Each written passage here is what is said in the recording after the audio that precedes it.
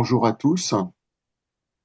Ce webinaire s'inscrit dans le cadre d'une série de webinaires qui ont été lancés par le PEPR VDBI avec un cycle annuel de présentation des résultats des projets financés par le PEPR. Donc on doit être à la 10e ou 11e séquence de webinaires de l'année. Et aujourd'hui, c'est le projet Waouh qui va être présenté, sachant qu'on est au tout début de ce projet. Et je laisse donc la parole à Thomas Thibault qui pilote le projet Waouh. À toi, Thomas. Merci Dominique pour l'introduction. Est-ce que vous voyez bien mon écran? C'est Très bien, c'est parfait. parfait. Très Merci bien. Thomas. Donc merci de vous être connecté pour ce webinaire ou d'écouter d'ailleurs ce webinaire via l'enregistrement, donc qui porte en effet sur le projet Waouh. La question évidemment aujourd'hui, c'est de détailler cet acronyme un petit peu original et qui fait l'écho à une célèbre marque de crêpes fourrées, entre autres.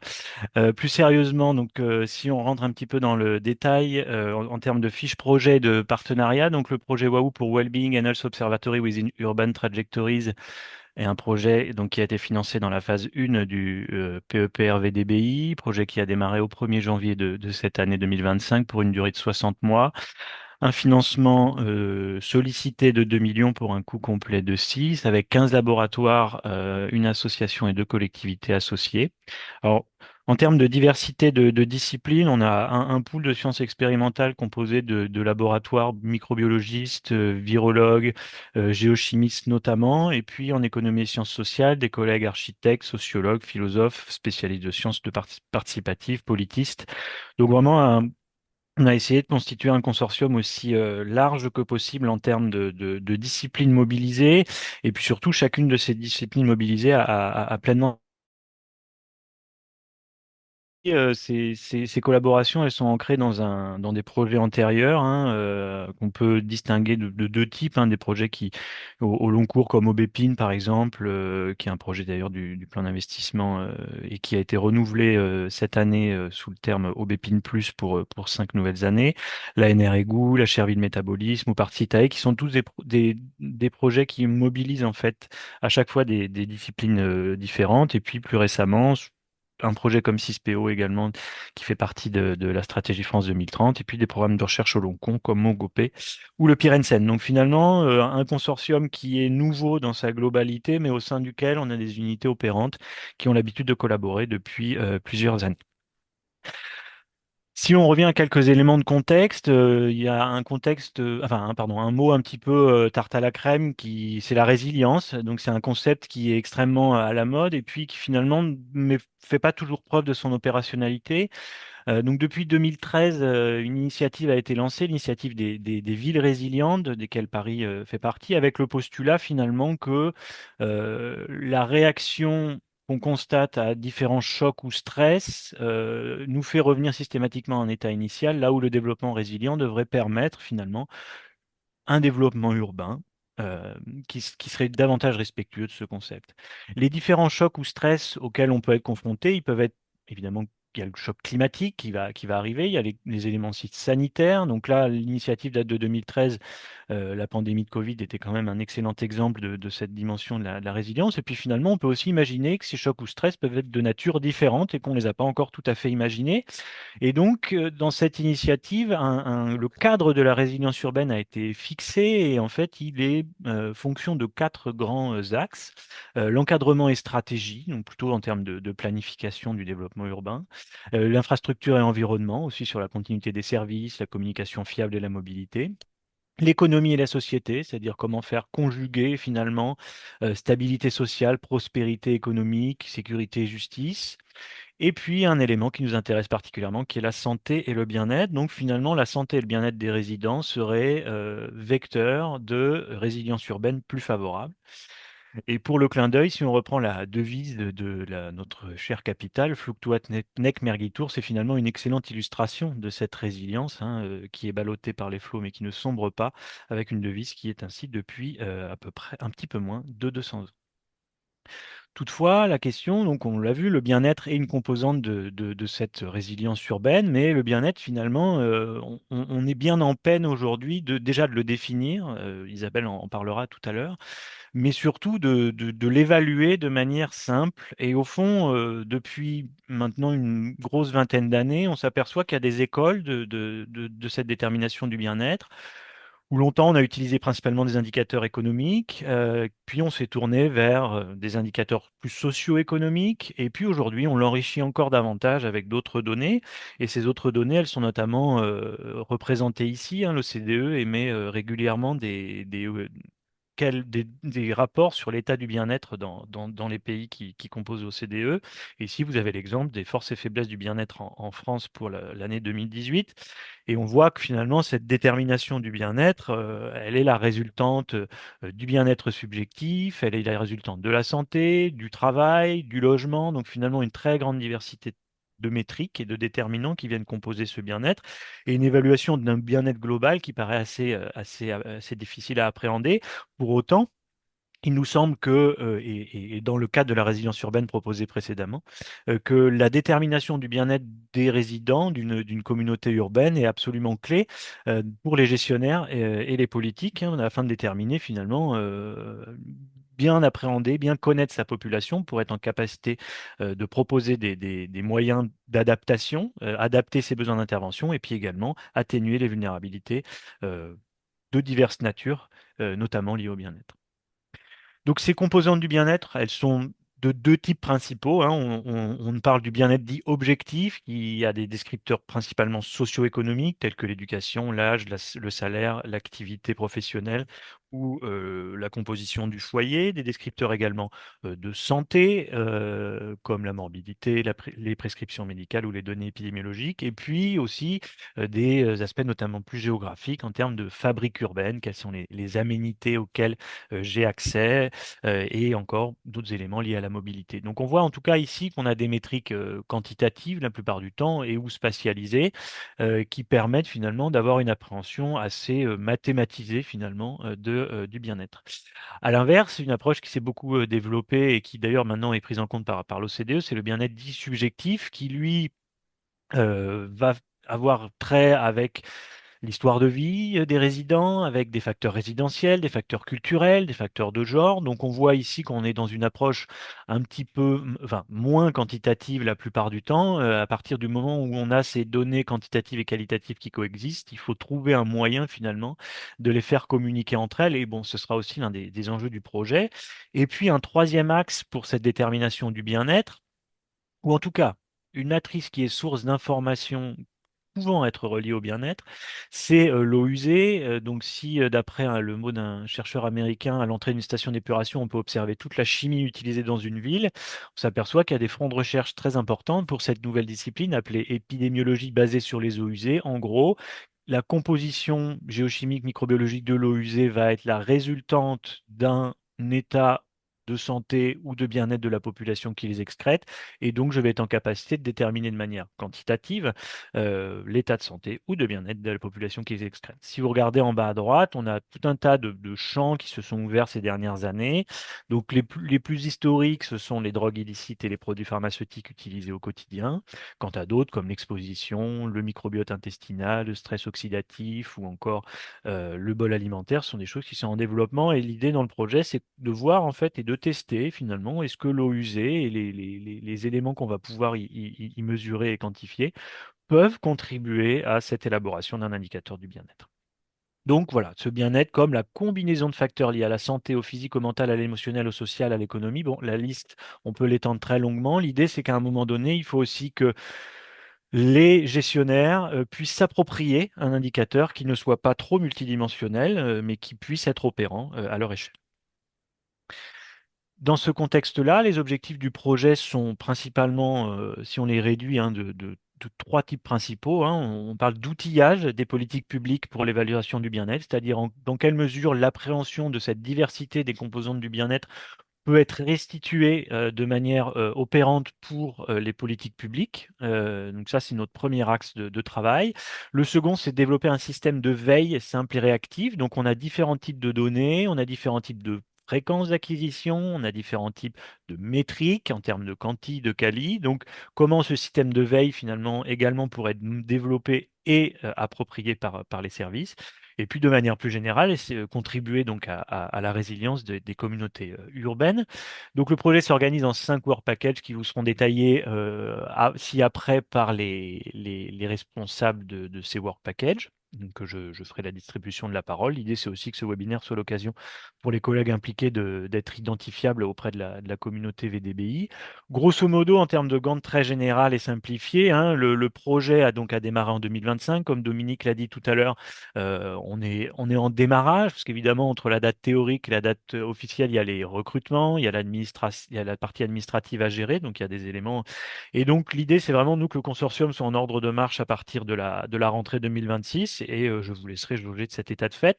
En l'occurrence, sur les 4 work packages, on a vraiment chaque work package a un rôle, a un type de mission attribué, évidemment qui vous sera détaillé ultérieurement, mais on a plutôt un work package 1 ici qui est dans des tâches de co-construction, avec de l'analyse des discours et des représentations, en interaction avec les collectivités partenaires et la population, par exemple, mais aussi avec évidemment avec la totalité de l'équipe académique. Un Work Package 2, lui, qui va plus être dans des tâches d'analyse, analyse donc plutôt géographique pour l'organisation de l'espace public, plutôt sociologique, que ce soit quantitatif ou qualitatif, lieu d'habitation, perception et bien-être. Et puis pour la partie eaux usées, géochimie, virologie, microbiologie, donc la composition des effluents urbains, avec l'idée finalement que ces différents types d'analyses doivent communiquer un moment pour formaliser des indicateurs du bien-être. Un Work Package 3, on peut considérer comme étant dans les tâches d'action, c'est-à-dire que c'est vraiment le Work Package qui va aller au contact, notamment de la population, avec l'idée d'effectuer des actions participatives en utilisant à un moment donné les eaux usées, mais la focale n'est pas forcément ici. Et puis aussi l'idée d'accompagner une politique publique, donc là, Laure vous le détaillera tout à l'heure. Et puis le Work Package 4, lui, qui se propose plutôt des tâches d'observation en faisant un pas de recul finalement et en observant les interactions entre acteurs, restituer les dialogues. L'idée, c'est de documenter aussi pour la transférabilité. Et ça, Emmanuel vous le présentera dans un quatrième temps. Le terrain d'étude, bon, je ne l'ai pas dit de manière très franche, mais je pense que vous l'avez compris, c'est la ville de Paris.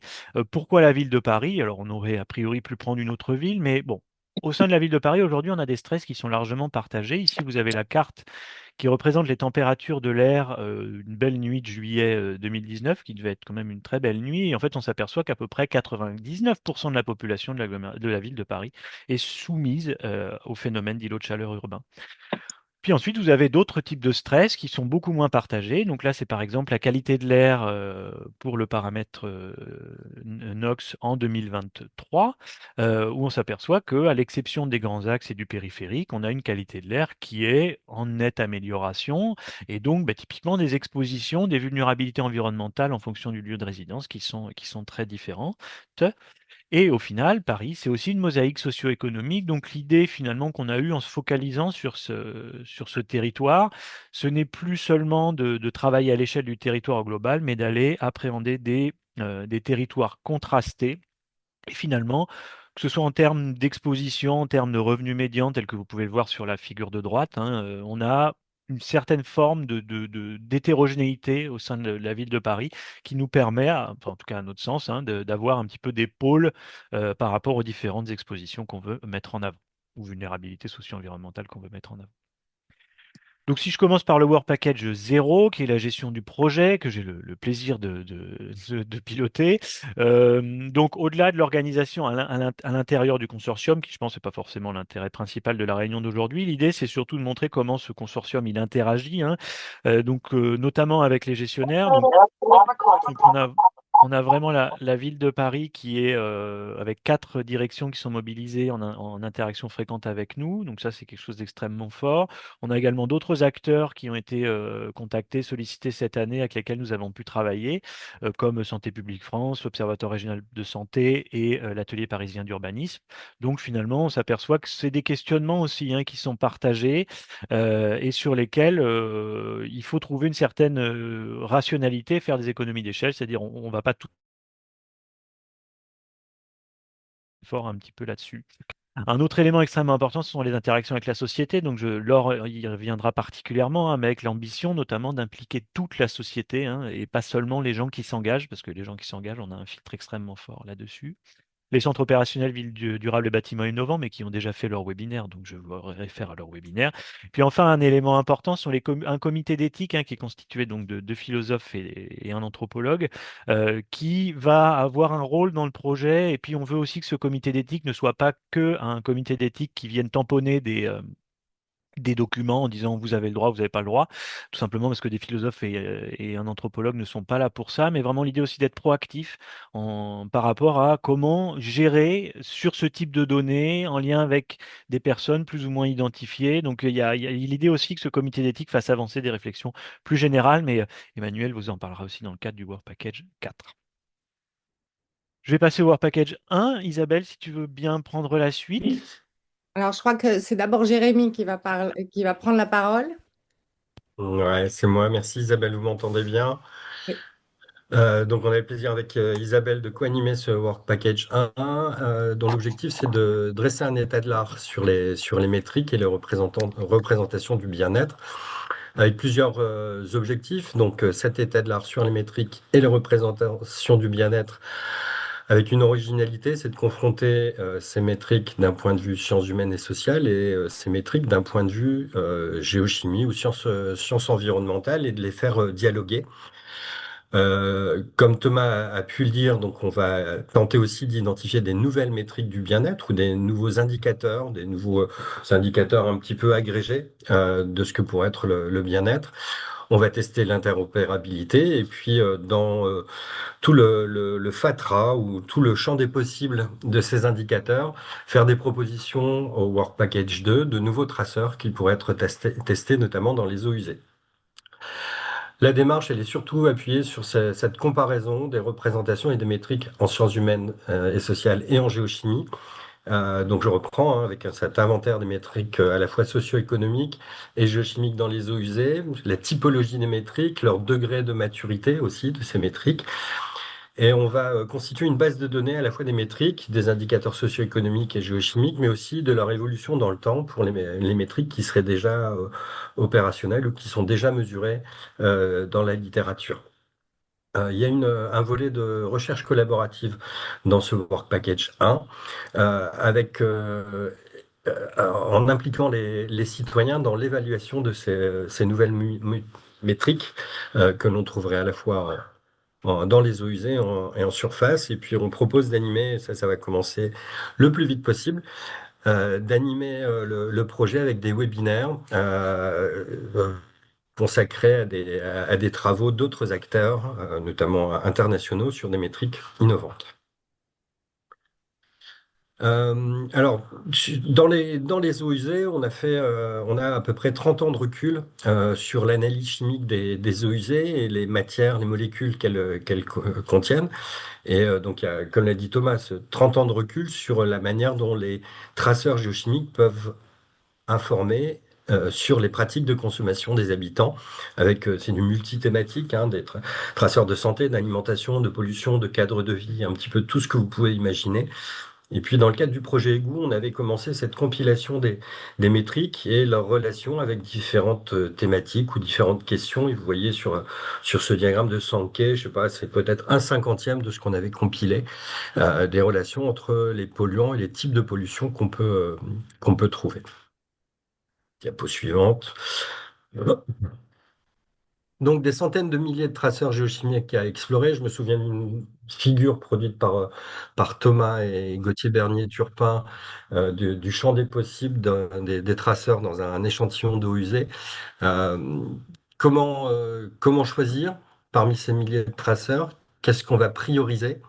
Et qu'est-ce qu'on va pouvoir proposer ensuite sur les prochains, pour l'analyse dans le Work Package 2, à la fois en analysant ces traceurs géochimiques ou en les étudiant, et puis en les confrontant à la métrique des mots. Donc, juste ce qui n'est pas dans le PowerPoint, on aura une thèse qui fera cet inventaire des métriques à la fois en linguistique et en géochimie, et puis un postdoc qui sera chargé de compiler les données qui sont derrière ces métriques. Et si je ne me trompe pas, Isabelle, c'est à toi. Tout à fait. Merci, Jérémy. Alors donc effectivement l'idée du Work Package, c'est se servir en fait des discours des différents groupes d'acteurs qu'on peut retrouver, enfin que je présenterai tout à l'heure, de différents groupes d'acteurs pour essayer finalement de faire une sélection des métriques que l'on peut repérer, enfin des traceurs qu'on peut retrouver dans les eaux usées. Alors, comme l'a dit Thomas en introduction, et on n'a pas de définition générique du bien-être. C'est une notion qui est éminemment subjective. Et donc, l'idée, c'est de travailler sur des différents types de discours, donc de travailler sur des volumes textuels qui sont relativement importants et de les analyser en faisant appel à des méthodes de sciences du langage, en particulier la textométrie, qui est une manière de transformer les mots en données. Ce sont des données textuelles qui permet de faire des calculs statistiques à la fois en termes de lexicométrie, de grammaire, de trouver des patterns de langage et de les confronter également à des approches plus qualitatives d'analyse de discours. Sans rentrer dans le détail de ces méthodes de sciences du langage, l'objectif de travailler de cette manière, c'est de faire émerger des nouveaux observables à travers ces différents groupes de discours parce que, enfin, des observables que l'on ne pourrait pas faire émerger par une simple lecture linéaire.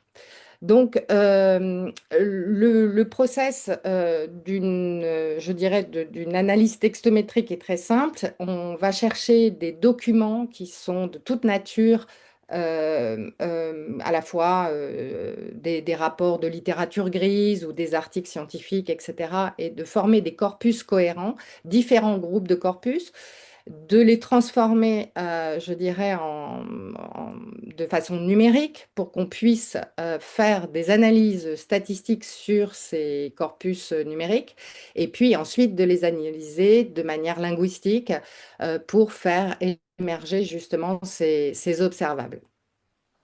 Alors, nous sommes en train, justement, on est dans la première étape actuellement de la constitution des corpus et de leur informatisation. Alors, les discours des différents groupes d'acteurs sont, enfin, on va étudier 5 groupes d'acteurs.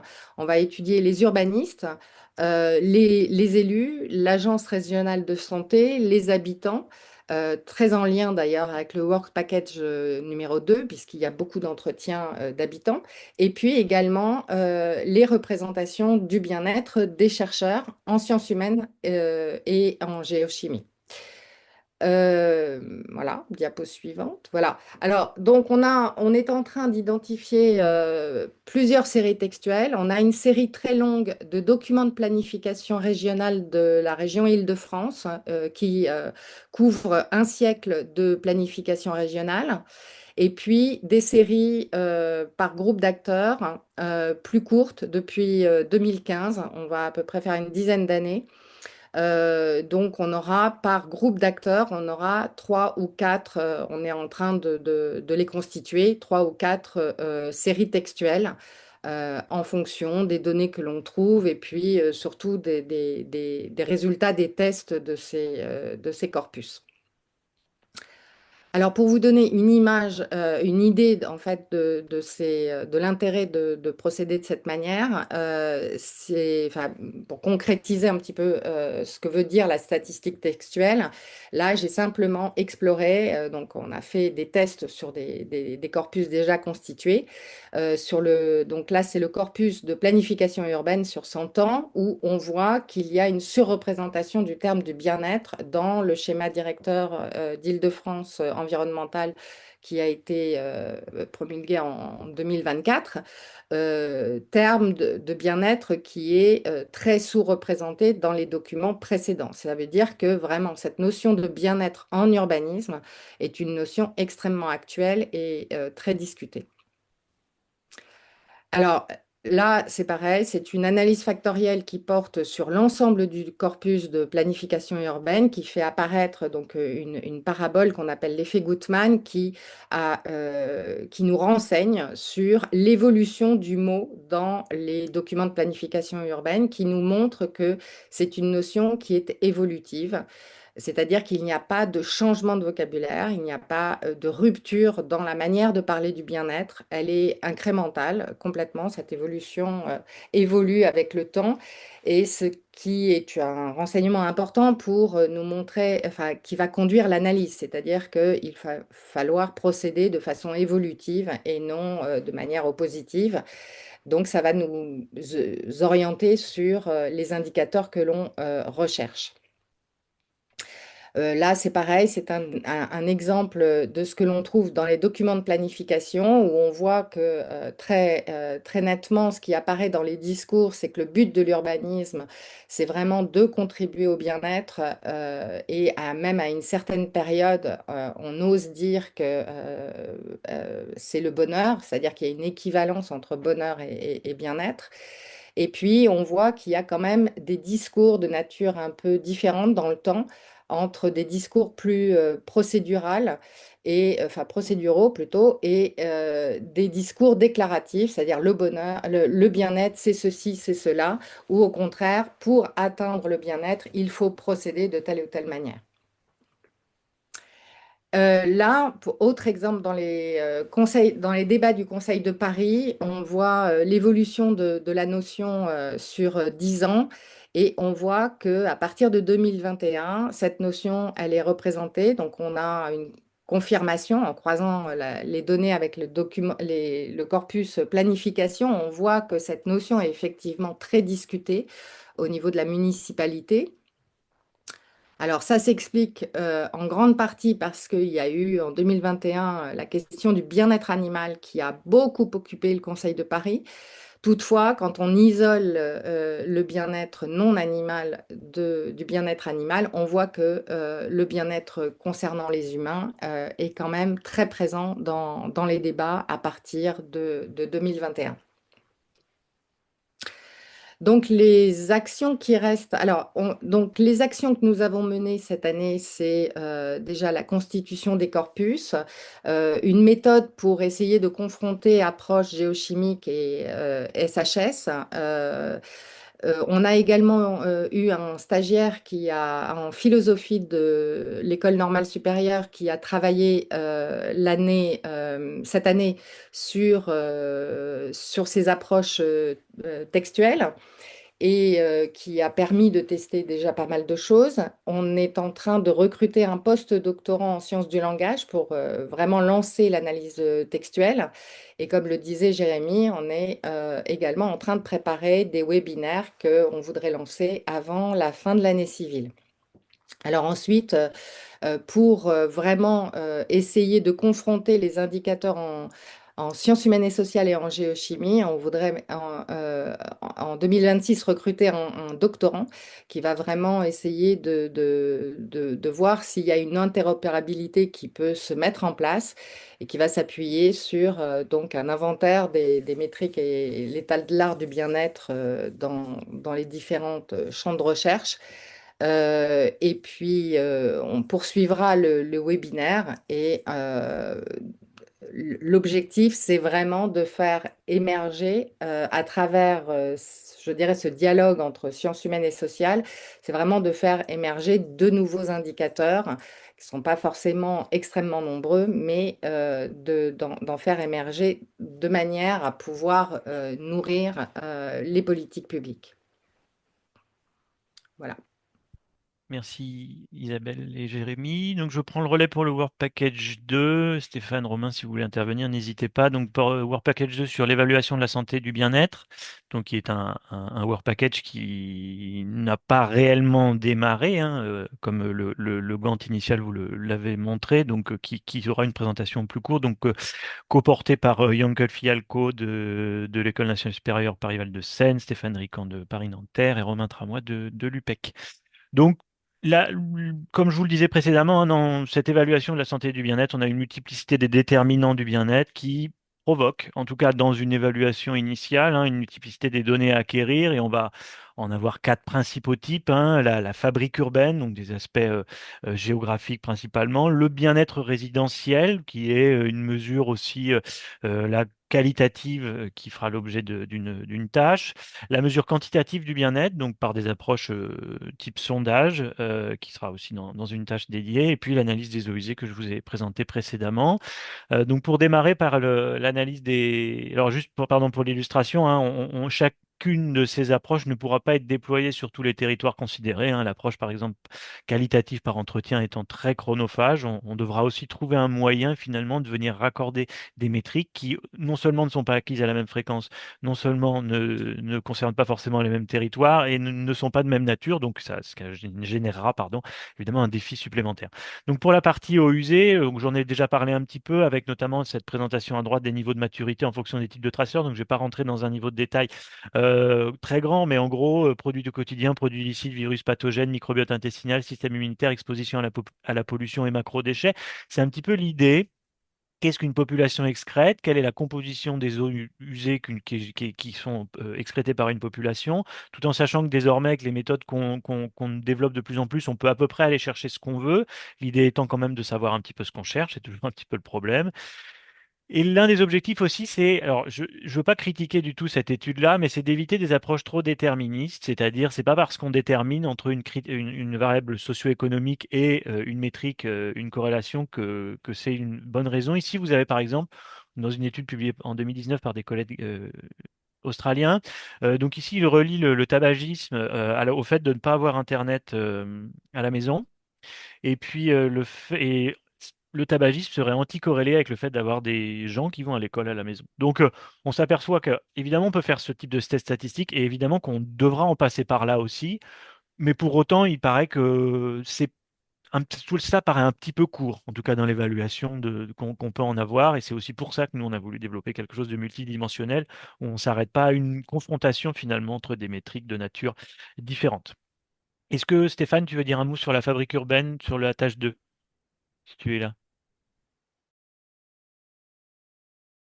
Euh, donc, sur l'analyse du bien-être objectif, on va s'atteler à faire une analyse de la distribution des maladies sexuellement transmissibles au travers de tout ce qui touche autour de la prévention autour des maladies sexuellement transmissibles, la mesure voilà, des taux de couverture vaccinale, la mesure de l'incidence et de la prévalence de survenue de ces pathologies, et qu'on pourra croiser avec les vulnérabilités sociales et environnementales, avec tout ce qui tourne autour des approches en prévention, des actions menées au sein de différents quartiers euh, par rapport à cette promotion de la santé, et en parallèle également, notamment on va y revenir après sur certains quartiers échantillonnés, de confronter ce que l'on peut retrouver dans les eaux usées et ce que l'on peut retrouver en surface, sachant que les maladies sexuellement transmissibles sont des données à déclaration obligatoire et qu'on peut avoir des informations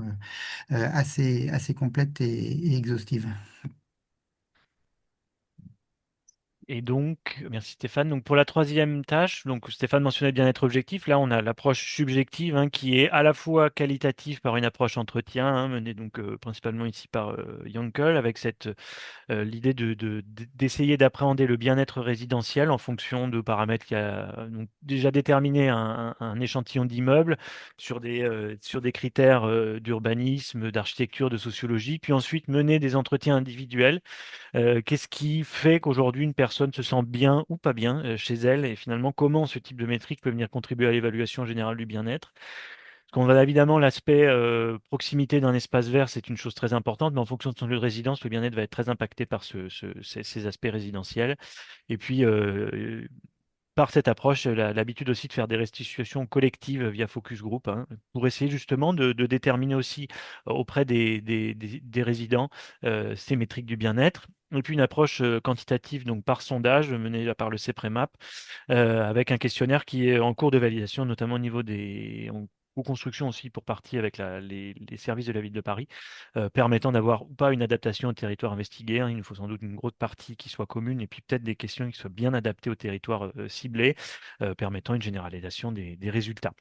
Et puis, la tâche 4, qui sera peut-être celle où on aura un enjeu extrêmement fort, hein, qui va arriver un petit peu plus tardivement. Cette tâche 4, elle aura pour objectif de synthétiser et de proposer. Donc, en gros, synthétiser ces différentes métriques, comment on arrive à les faire communiquer entre elles. Est-ce qu'on y arrivera de manière tout à fait sincère, je ne peux pas me prononcer sur la question. En tout cas, l'idée, c'est d'essayer. Donc, un postdoc sera vraiment dédié sur cette partie données, des échanges avec le centre opérationnel CVDBI aussi, alors évidemment en amont, mais principalement à ce moment-là. Comment proposer cet indicateur avec ces métriques qui sont par essence hétérogènes, sous plein d'atours, et essayer finalement, au fond, de nos efforts collectifs de venir les condenser dans cet indicateur. Donc, je vais passer la parole à Laure pour le Work Package 3. Bonjour et merci. Donc, exactement dans la continuité, on travaillait sur le bien-être. Ça paraît un peu difficile de mener une recherche donc sur les habitants et pas avec les habitants. Donc, ce WP3, il a aussi une démarche participative qui est centrale en fait dans son organisation, qui était déjà en fait entrevue dans le WP2, avec notamment les focus group. Donc, il se décline en deux tâches et la première consiste à permettre à ses habitants et habitantes, enfin, de leur proposer de s'impliquer dans la démarche de recherche. Donc, un peu comme les entretiens qui sont très chronophages, ça aussi, ça demande beaucoup de temps. Donc, on pourra le faire que dans deux quartiers. On a choisi de le faire dans des quartiers qui soient socio et économiquement hétérogènes pour pouvoir avoir des éléments de comparaison. Et donc, la première des choses, ce sera de déployer un questionnaire pour un peu identifier ces représentations. Donc, ça, c'est déjà un peu fait dans le WP2, mais surtout, quand on parle de cette question de bien-être, pour en savoir plus, et que le projet de recherche puisse aussi répondre à des questions des personnes qui y participeraient. Et pour ça, donc, on a un recrutement qui est en cours d'un ingénieur ou d'une ingénieure de recherche. Donc, j'en profite. Euh, l'offre de poste est publiée. Si vous pouvez la diffuser dans vos réseaux, je profite pour faire un peu de pub. C'est ouvert jusqu'à mi-octobre parce qu'on aimerait que la personne puisse nous rejoindre tout début 2026. Et donc, cet ancrage dans les territoires, et pour aller un peu plus loin dans ce qui intéresse les habitants et les habitantes, passera aussi par la mise en place d'ateliers et de vraiment passer du temps sur chacun de ces quartiers pour en comprendre les enjeux qui sont portés par les habitants et habitantes. Donc, quand on croise la question de ces traceurs, voilà, quels seraient les traceurs qui intéressent les gens qui habitent là et, euh, et à quelles questions ils aimeraient que le projet puisse répondre. Et donc l'idée, c'est de préparer, voilà, exactement, que tout ça soit préparatif pour la tâche 2, où on pourrait mener une expérimentation d'action publique et aussi participative. Donc l'idée, c'est de tester si différents dispositifs, donc soit proposition des informations à propos de conséquences de certaines habitudes de vie sur la santé et le bien-être et qui peuvent évidemment être décelables dans les OIZ. Et puis d'autres dispositifs qui inciteraient vraiment au changement des personnes qui seraient impliquées dans ces deux quartiers. Et après, voir si on a un effet sur sur les OUZ, si on voit ces changements de pratique dans les OUZ. Donc pour l'instant, on sait beaucoup. J'ai oublié de le mentionner, j'en suis désolée. Ce work package, il est co-animé avec Julie Gobert, qui a déjà travaillé sur la question des biocides. Donc on aimerait poursuivre ses travaux sur cette question-là, donc notamment les biocides qui sont utilisés pour faire le ménage. Voilà, donc c'est une démarche qui peut vraiment se mener en participatif, sachant que, je l'ai dit, on a des ateliers avant, que ça se trouve, d'autres questions vont émerger en venant de l'interaction avec les participants et participantes, enfin les habitants et habitantes. Et donc tout ça sera avec un doctorant, une doctorante qui commencera à l'automne 2026, d'où tout l'intérêt du travail préparatoire tu peux changer de diapositive. Euh, donc voilà, l'idée c'est que toutes les données qu'on va collecter dans Wahoo et pas uniquement celles qui seront faites à travers cette démarche expérimentale et participative, elles puissent être disponibles pour les habitants, notamment de Paris. Et donc on aura aussi toute une phase de construction, en fait, comment on rend ces données intelligibles et appropriables par les habitants et habitantes et comment on peut, qui en fait des outils d'aide à la décision, en fait. Et à terme, diffuser ce qu'on aura fait si on peut faire des émules, peut-être sur d'autres questions que l'utilisation des biocides ou ce qui aura émergé des ateliers. Voilà. Merci. Merci Laure. On va passer au Work Package 4. Emmanuel, tu es là. Oui, bonjour. Donc, alors, le Work Package 4, il est vraiment différent des autres. Comme l'avait dit Thomas, c'est un volet un petit peu particulier. Donc, on y prend de la hauteur ou on fait un pas de côté, comme disait Thomas, pour observer. Et donc, on se pose la question de comment et dans quel contexte nous allons produire de la connaissance avec ce projet de recherche et comment cette connaissance circule entre les chercheurs, les gestionnaires et les habitants. Donc, Thomas nous a expliqué assez rapidement ce qu'était l'épidémiologie des eaux usées et le fait que c'était quelque chose justement de nouveau. Et la première tâche donc de ce work package, c'est de s'intéresser donc à cette question fondamentale qui est que comment l'épidémiologie des eaux usées est devenue un domaine de recherche extrêmement légitime parce qu'il y a quelques années, analyser les eaux usées pour surveiller la santé d'une population, c'était quelque chose qui était voilà, peu courant, voire inhabituel, voire étonnant. Et donc, après la pandémie, le projet Aubépine dont a parlé Thomas, c'est devenu une évidence pour tout le monde. Mais en fait, comment s'est opéré ce basculement? Et c'est pour ça que nous, dans ce working package, nous avons mené des enquêtes sur les trajectoires des acteurs pionniers et puis avec une approche bibliométrique pour cartographier en fait cette science qui est en train de se constituer. Donc en gros, l'objectif de cette première tâche, c'est en fait de faire l'historiographie de ce domaine qui est émergent, comprendre sa genèse, comprendre ses moments clés. Ensuite, dans la deuxième slide, on a donc la tâche non, zut, je me suis trompée. La tâche 2, donc voilà, la tâche 2 qui est circulation et interaction des expertises. Donc ce deuxième volet, l'objectif, c'est d'observer les ateliers participatifs de Laure, donc du Work Package 3.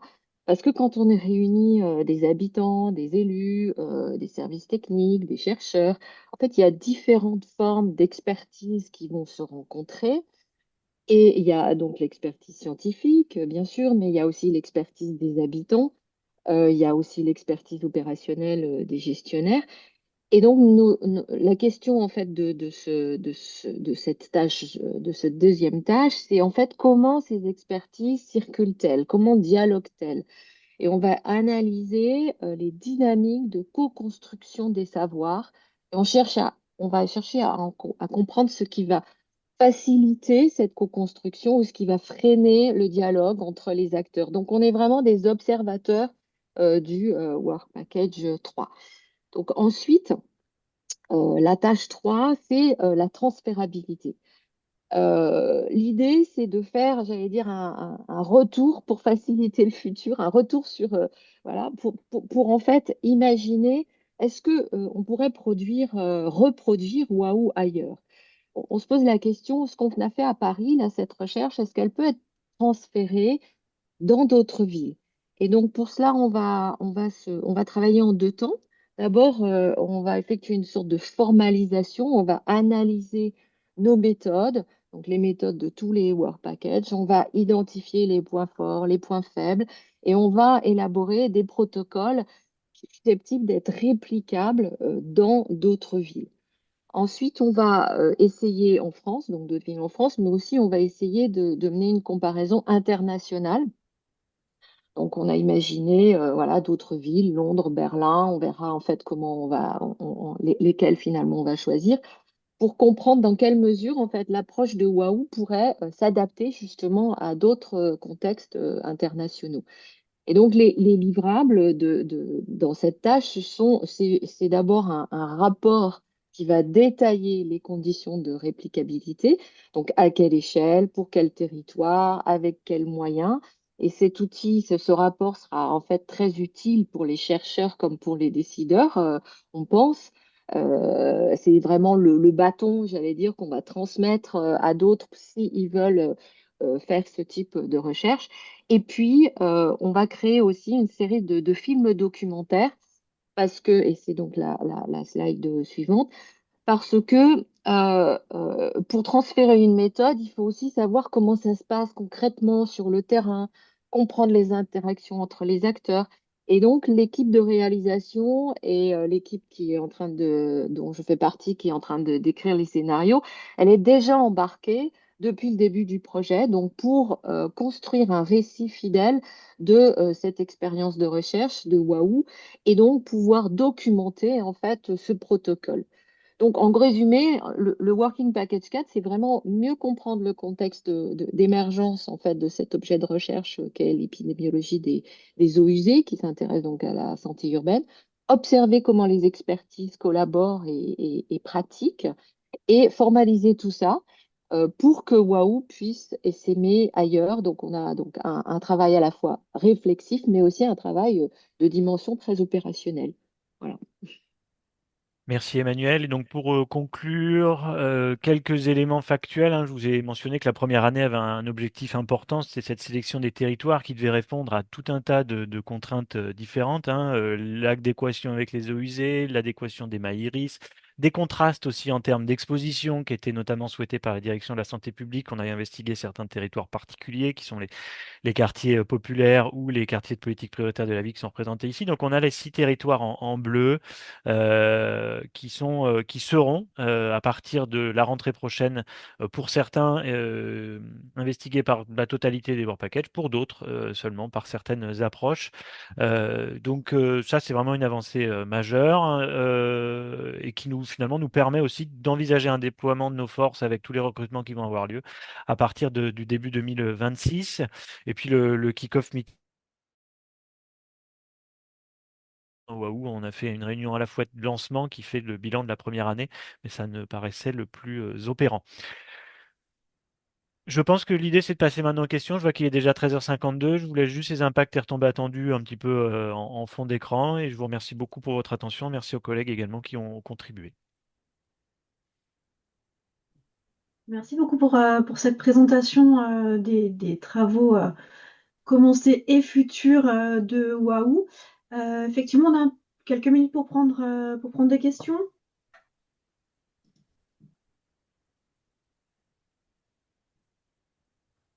Barbara?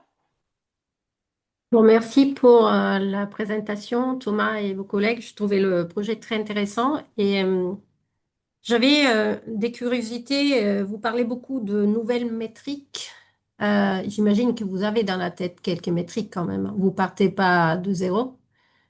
Et notamment, étant chimiste, du point de vue, par exemple, d'autres réservoirs comme l'atmosphère, on voit que les traceurs que parfois on utilise changent assez rapidement avec le changement, que ce soit technologique ou de l'introduction de nouveaux produits ou quoi que ce soit. Donc, je voulais juste savoir comment vous, par rapport, je comprends bien que vous avez un historique de 30 ans de mesure des eaux usées, mais est-ce que vous avez des biais en interprétant avec les yeux du passé ce qui est en train de venir? Et c'est juste pour voir si les méthodologies qu'on utilise dans différents environnements, c'est similaire. Comment vous vous adaptez au changement Alors, dans le choix de vos traceurs ou de vos hmm. métriques?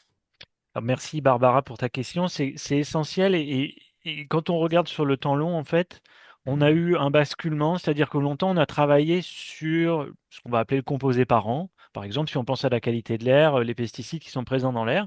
Et puis on les regardait dans les urines et on les trouvait pas. Et on se disait, bah, il n'y a pas de problème, les gens ne sont pas exposés parce que, Mhm. voilà. Et donc de plus en plus, on travaille, que ce soit pour les produits pharmaceutiques, les drogues ou l'exposition à la qualité de l'air de certaines manières, sur des métabolites. euh, excrétés en fait, c'est-à-dire il faut qu'il y ait le passage par la voie métabolique pour produire Ok. cette molécule. Le seul souci qu'on va avoir en fait à ce moment-là, c'est qu'on perd en spécificité. Par exemple, les 15 pyrétrénoïdes qui sont présents dans l'air vont avoir à peu près le même métabolite urinaire. Je me souviens plus de l'acronyme, mais et donc la difficulté, c'est voilà, si on regarde par exemple, bah, je sais pas moi, la cypermétrine dans les urines, on sait qu'a priori c'est la cypermétrine qui la produit, mais le problème c'est qu'on n'en trouve pas. Et quand on va chercher un sous-produit, donc forcément de conformation plus simple, plus hydrophile aussi la plupart du temps, ben, ce sous-produit, malheureusement, il est commun à la famille. Donc, en fait, c'est toujours cette balance aussi entre spécificité d'un côté et possibilité de quantifier, et puis assurance finalement que la molécule, elle a transité par l'organisme. Euh, Par exemple, pour les produits pharmaceutiques, on sait que c'est à peu près 20%, ce qui me paraît moi, toujours dingue en 2025, 20% qui sont rejetés direct du flux total qui est rejeté directement dans les toilettes. C'est-à-dire que le passage par l'organisme, c'est 80% du flux. Et donc, si on utilise des métabolites après, enfin, des sous-produits après métabolisme, ben, ça nous permet comme ça d'attester que ce qu'on va quantifier a bien été consommé et n'a pas été jeté dans les toilettes. Donc, on a un Mhm. petit peu ces pistes-là, si tu veux. Mais c'est sûr que l'exposition en tant que telle, c'est un petit peu l'angle mort de l'épidémiologie basée sur les eaux usées aujourd'hui, l'exposome, et notamment à la Ouais, je contamination pensais à ça, atmosphérique, ouais. Mhm. notamment parce qu'on a des profils de polarité de molécules qui sont très différents en fait de ce qu'on regarde d'habitude. Tout ce qui va être plutôt volatile, bon, bah, généralement, c'est quand même pas tout à fait les mêmes propriétés, je t'apprends rien. Et donc, on n'a pas encore vraiment l'habitude. Alors, bon, on a quand même travaillé, nous, sur les matières en suspension avec un doctorant là, très récemment. Donc, je pense que c'est des choses qui vont arriver. Mais ça nous pose des défis aussi analytiques dans l'eau usée Oui, je qu'on pensais ne sait aussi pas ça. vraiment, voilà, on sait pas vraiment encore Parce que approprier, mais on va essayer de le aller faire. vers le nouveau, ça pose problème d'avoir la bonne méthodologie Tout sous à le fait, coude, hein. exactement. Et parfois, ça prend beaucoup de temps pour le développer. Là, oh, un peu de temps quand même. Et on paie pas mal d'argent parfois. Merci beaucoup. Merci, Barbara.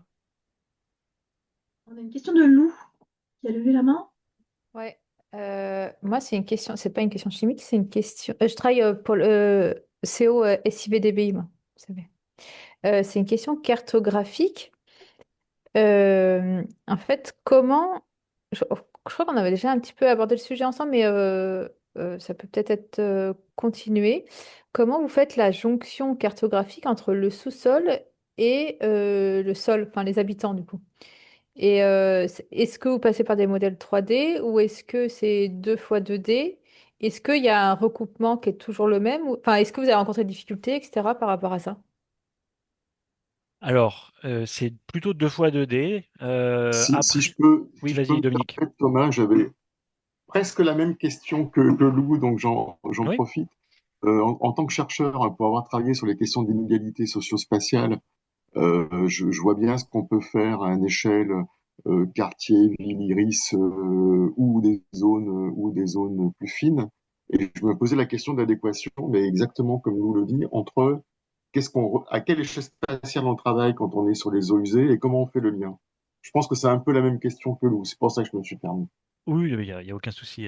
Donc justement, l'objectif, c'était d'aller sur Alors, donc ça, c'est le travail principalement d'une docteure du LSCE qui a beaucoup travaillé sur ce sujet, qui est Camille Asselin, qui avait la carte du réseau d'assainissement. Et donc, à partir du moment où on va prélever à tel endroit, elle était en capacité de déterminer quelle était, au bâtiment près, la contribution, la zone en fait qui contribuait à ce flux d'eau.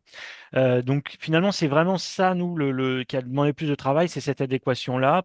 Avec l'autre problématique, c'est qu'il faut que nous, en face, on mette des métriques qui fassent sens, qui nécessitent d'avoir un réseau et une zone de collecte d'eau usée qui soit assez correspondante aux iris. On n'est jamais parfait, mais en tout cas, être le moins mauvais possible.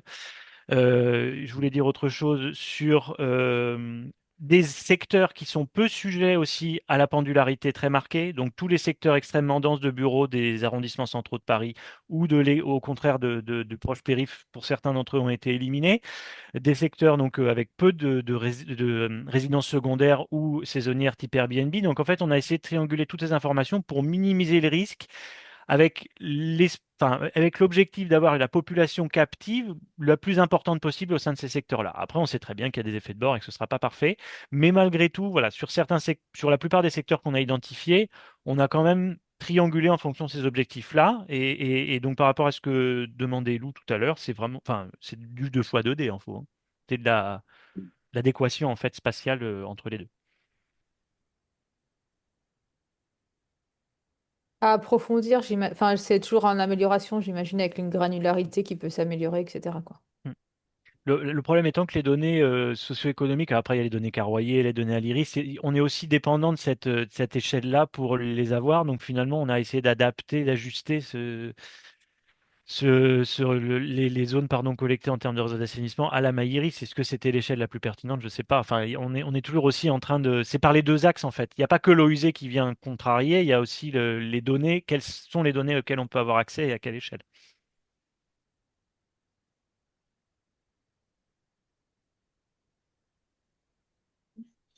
On peut prendre encore une question si besoin. J'ai vu une main se lever Oui, et de puis se rebaisser, mais j'ai pas eu le temps de voir qui c'était. Mais c'est Romain. Oui, Monsieur c'était moi, non, Tramera. mais c'était pour compléter, mais Thomas avait tout dit Ok. par Ok, rapport à la granularité en particulier. La Hmm. Maïris, il me semble que c'est le minimum où on peut aller, le plus fin, parce que derrière, il y a des questions L'éthique aussi. de, de, euh, de confidentialité pour pas remonter trop aux individus du point de vue des informations statistiques qui sont données, quoi. Il y a l'anonymat statistique aussi. Oui, tout à L'anonymat, fait. voilà. Mm. je crois qu'il est pile 14 heures, on va pouvoir clôturer. Donc le webinaire a été enregistré. Il va être diffusé sur le site web du PEPR rapidement. Vous serez informé de la mise en ligne. Et ben, merci beaucoup pour ces présentations du projet Waouh, du futur du projet. On va suivre les travaux avec intérêt. Merci beaucoup à tous pour votre présence et Merci beaucoup. bon Je après-midi. À confirme. bientôt. Merci. Au revoir. Merci Au beaucoup, revoir. c'était très Merci, au intéressant. revoir. Ouais. Au Ouais, revoir à merci. tous. Au revoir. Au revoir. Merci, au revoir.